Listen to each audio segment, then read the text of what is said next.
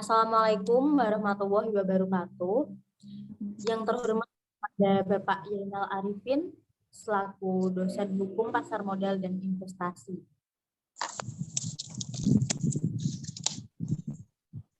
Kami dari kelompok 7 akan mempresentasikan hasil diskusi kami mengenai masalah Jiwasraya ini. Baik, di sini saya akan memperkenalkan anggota-anggota dari kelompok kami. Yang pertama yaitu saya, Reka Oktavia Murnisari sebagai moderator. Adapun pemateri yaitu Riana Aprilia dan juga ada Arenda Forenti. Berikutnya ada tim Panja, Audria Vina dengan Bella Permatasari. Selanjutnya ada tim Pansus, Dianova Alfa dengan Nabila Ayahra. Dan yang terakhir ada tim netral yaitu Perwira Arif. Kegaduhan meluas di kalangan politikus Senayan dengan berhembusnya isu rencana menjatuhkan 2 menteri melalui pembentukan pansus hak angket Jiwasraya. Sebaliknya, 3 panja Jiwasraya telah dibentuk komisi 3 bidang hukum komisi 6 yang mengurusi BUMN. Komisi 10 mengurusi perbankan serta keuangan. Menteri BUMN Erick Thohir buka-bukaan soal kondisi PT Asuransi Jiwasraya Persero saat rapat dengan Panitia Kerja Jiwasraya Komisi 6 DPR. Erick Thohir berjanji akan mengembalikan dana polis Jiwasraya. Berikut penjelasan kasus yang akan dibacakan oleh Saudari Riana. Kepada Saudari Riana, saya persilakan. Baik. Asuransi Jiwasraya merupakan perusahaan asuransi jiwa tertua di Indonesia yang merupakan cikal bakal dari perusahaan asuransi jiwa milik Belanda atau NILLMIJ Van 1859 yang akhirnya dinasionalisasikan dan menjadi milik negara pada tahun 1960. Berikutnya ada kasus. Adapun kasus Jiwasraya disebut-sebut bermula pada 2002. Saat itu, BUMN mengungkapkan asuransi itu dikabarkan sudah mengalami kesulitan. Namun, berdasarkan catatan BPK, Jiwasraya telah membukukan laba semu sejak tahun 2006. Alih-alih memperbaiki kinerja perusahaan dengan mempertimbangkan saham berkualitas, Jiwasraya justru menggelontorkan dana sponsor untuk klub sepak bola dunia, yaitu Manchester City pada 2014. Kemudian pada 2015, Jiwasraya meluncurkan produk GSR Saving Plan dengan cost of fund yang sangat tinggi di atas bunga deposito dan obligasi. Sayangnya, dana tersebut kemudian diinvestasikan pada instrumen saham dan reksadana yang berkualitas rendah. Pada 2017, Jiwasraya kembali memperoleh opini tidak wajar dalam laporan keuangannya. Padahal saat ini Jiwasraya mampu membukukan laba sebesar 360,3 miliar rupiah. Opini ini tidak wajar itu diperoleh akibat adanya kekurangan pencadangan sebesar 7,7 triliun rupiah. Jika pencadangan dilakukan sesuai ketentuan, seharusnya perusahaan menderita rugi pada saat itu, ungkap Agung. Berlanjut ke tahun 2018, Jiwasraya akhirnya membukukan kerugian unaudited sebesar 15,3 triliun rupiah. Pada September 2019, kerugian menurun jadi 13,7 triliun rupiah. Kemudian pada November 2019, Jiwasraya mengalami negatif equity sebesar 27,2 triliun rupiah. Disebutkan sebelumnya, kerugian itu terutama terjadi karena Jiwasraya menjual produk saving plan dengan cost of fund tinggi di atas bunga deposito dan obligasi. Apalagi berdasarkan catatan BPK, produk saving plan merupakan produk yang memberikan kontribusi pendapatan tertinggi sejak tahun 2015.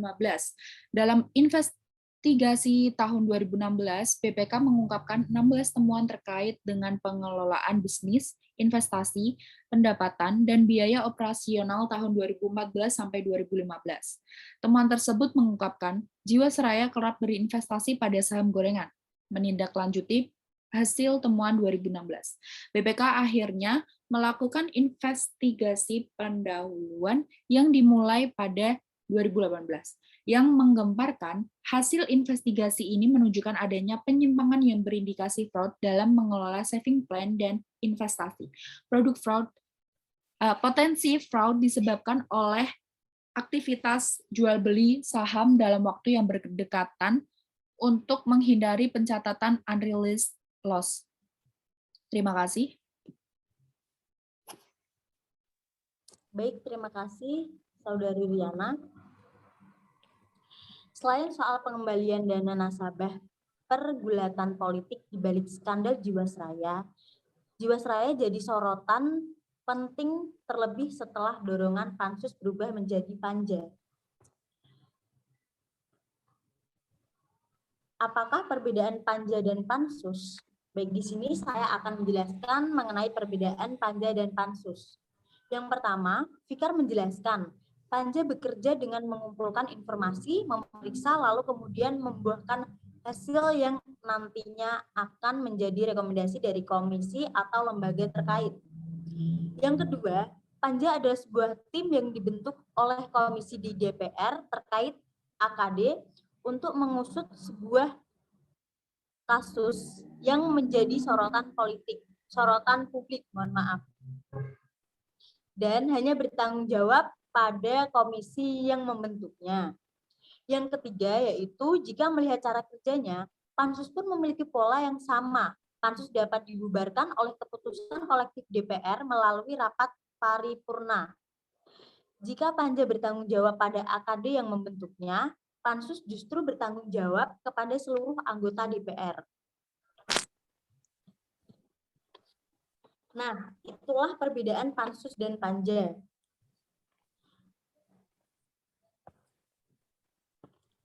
Untuk tim panja dan tim pansus, silahkan saling berargumentasi. Untuk itu, saya persilahkan tim panja terlebih dahulu menyampaikan argumennya. Kepada tim panja, saya persilahkan.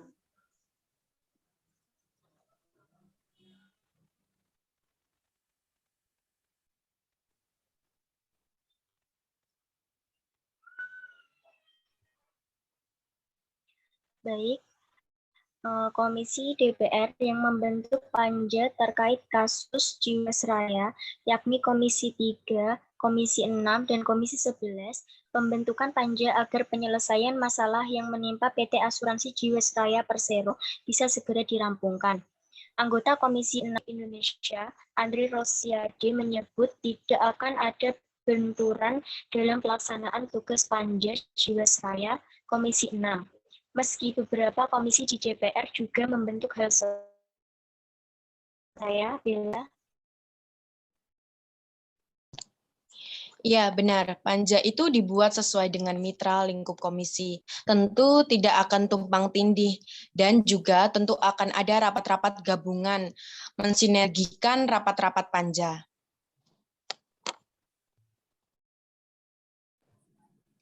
Saya sebagai tim Propansus tidak setuju dengan pendapat Anda, Saudara. Menurut saya, panja itu tidak efektif untuk mengatasi permasalahan PT Jiwasraya ini, karena ruang lingkup kasus tersebut terbatas jangkauannya. Saya setuju sekali dengan pendapat dari Dea. Oleh karena itu, DPR pun menyarankan Badan Legislatif agar membentuk pansus. Pasalnya, pengawasan suatu kasus lebih meluas dan mampu mengawasi oknum-oknum yang tidak tersentuh oleh hukum. Jadi, panja itu sifatnya hanya lintas komisi dan instansi saja. Ya, panja yang dibentuk sekarang di Komisi 3 yang membidangi hukum itu hanya terkait pengawal aparat penegak hukum. Saya lebih cenderung untuk dibentuk pansus. karena lebih bisa menjangkau instansi atau orang-orang yang diduga tidak tersentuh oleh hukum. Benar sekali, pansus itu dianggap jauh lebih baik, memungkinkan, lebih bagus, lebih optimis. Kenapa tidak? Masyarakat itu membutuhkan transparansi, makanya kami berdua lebih pro kepada pansus.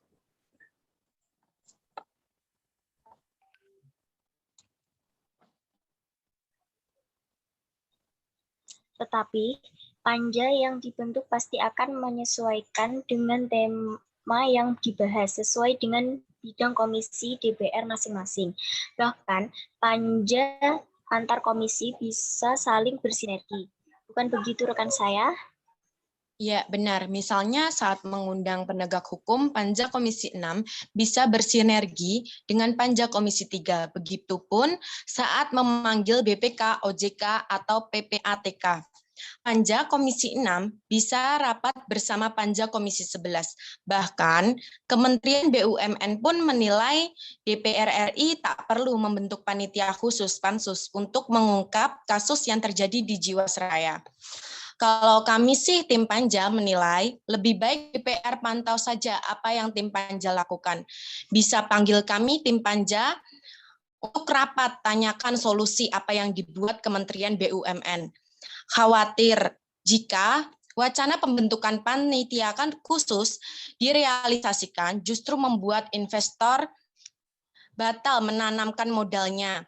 Dan jika investor batal menanamkan modalnya, di Jiwasraya akan merugikan nasabahnya. Keberadaan pansus pun di Jiwasraya belum tentu menjamin optimalnya upaya restrukturisasi Jiwasraya yang sedang dilakukan Kementerian Badan Usaha Milik Negara BUMN. Bukan begitu, Saudari Vina? Ya, benar. Selain dapat mempengaruhi calon investor strategis yang berencana menanamkan modalnya di anak usaha Jiwasraya, PT Jiwasraya Putra, pansus juga dinilai bisa mengganggu proses penegakan hukum yang dilakukan Kejaksaan Agung dalam membongkar modus sekaligus koruptor yang selama ini merugikan negara dan Jiwasraya. Terima kasih.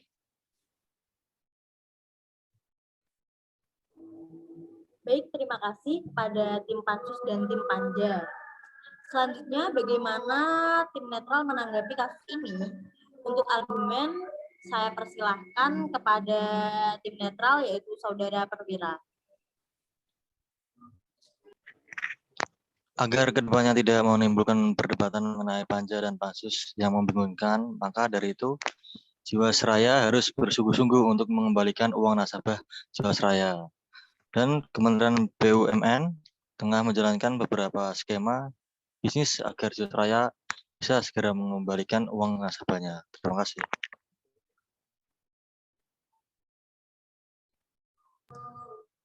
Baik, terima kasih kepada Saudara Perwira. Untuk selanjutnya, Saudari Arenda akan menyimpulkan kesimpulan pada debat kali ini. Kepada Saudari Arenda, saya persilahkan. Presentasi ini, saya akan menyampaikan kesimpulan dan saran bahwa PT Asuransi Jiwasraya tidak memenuhi kewajiban sebagai perusahaan asuransi yang baik. Pada perjanjian polis pasal 20 ayat 2 menyatakan penyerahan manfaat yang dilakukan PT Asuransi Jiwasraya kepada nasabah pemegang polis dilakukan maksimal 14 hari setelah nasabah pemegang polis mengajukan klaim yang disetujui oleh PT Asuransi Jiwasraya. PT Asuransi Jiwasraya selaku perusahaan asuransi milik negara yang melakukan tindakan luar prestasi yang berakibat terlambat membayarkan manfaat pada nasabahnya. Penyelesaian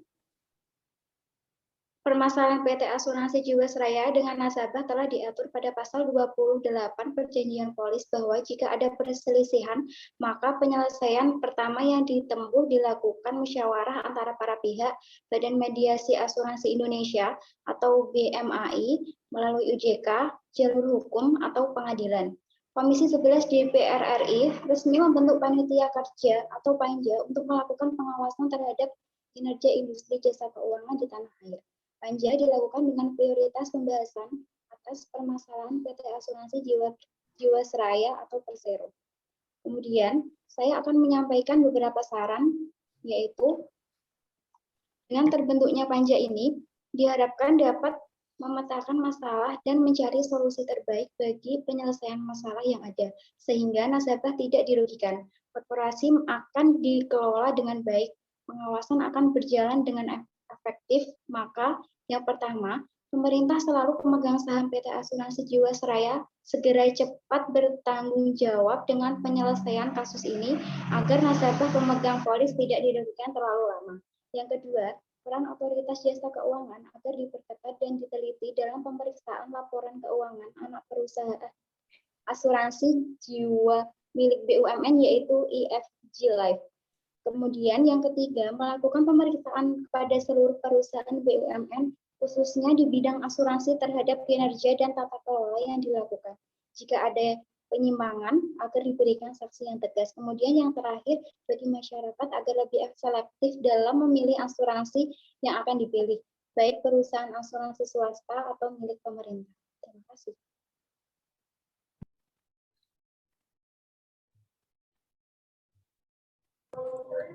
Baik, terima kasih kepada Saudari Arenda. Ya, itu dia penjelasan kasus Jiwasraya dari kelompok kami. Apabila ada kurang lebihnya, kami mohon maaf. Terima kasih atas perhatiannya. Wassalamualaikum warahmatullahi wabarakatuh. Waalaikumsalam Warahmatullahi wabarakatuh. warahmatullahi wabarakatuh.